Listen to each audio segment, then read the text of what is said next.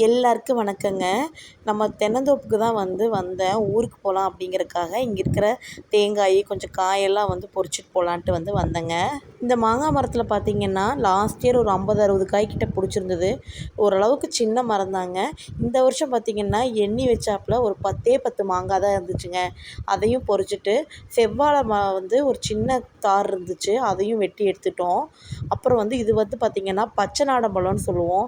இந்த பச்சை நாடம்பழம் பார்த்திங்கன்னா நல்லா பெரிய தாராக போட்டிருக்குது. ஆனால் இன்னும் அது பழுக்கறதுக்கு கொஞ்சம் லேட் ஆகும் அப்படிங்கிறதுனால அதை வெட்டலைங்க.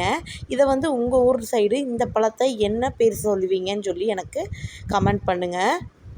தோப்பில் அங்கங்கே பார்த்திங்கன்னா தண்டங்கீரை நிறையா முளைச்சிருந்தது. அதையும் பொறிச்சிக்கிட்டேன். அதை பருப்புக்குள்ளே ஓடுறதுக்காகும் அப்படின்னு சொல்லி பொறிச்சிட்டு, இது பார்த்திங்கன்னா ஒரே ஒரு செடி பருத்தி செடி தானே முளைச்சி வந்தது. எவ்வளோ பெரிய பெரிய காயாக இருந்துச்சு. நான் இது விளக்கு போடுறதுக்காகும் அப்படின்னு சொல்லிட்டு அந்த பஞ்சும் எடுத்துக்கிட்டேங்க. இந்த ரோஸ் எல்லாம் பார்த்திங்கன்னா நம்ம குட்டி பாப்பாவுக்கு பார்த்திங்கன்னா நலங்கு மாவு அரைக்கிறதுக்காக இந்த ரோஸ் எல்லாம் கொஞ்சம் பொறிச்சிக்கிட்டேங்க. அப்புறம் கருவேப்பில் பெரிய மரமே ஆயிடுச்சுங்க. ஆனால் கருவேப்பில் பார்த்திங்கன்னா தளவில் மட்டும்தான் நல்லா தளன்னு இருந்துச்சு. அதை பார்த்து நல்லா ஒடிச்சு எடுத்துட்டேன்.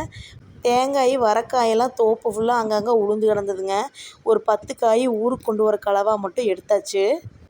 சின்ன சின்ன பொருளாக இருந்தாலும் நம்ம தோட்டத்துலேருந்து எடுத்து அதை யூஸ் பண்ணும்போது அதோடைய ருசியே தனிதாங்க.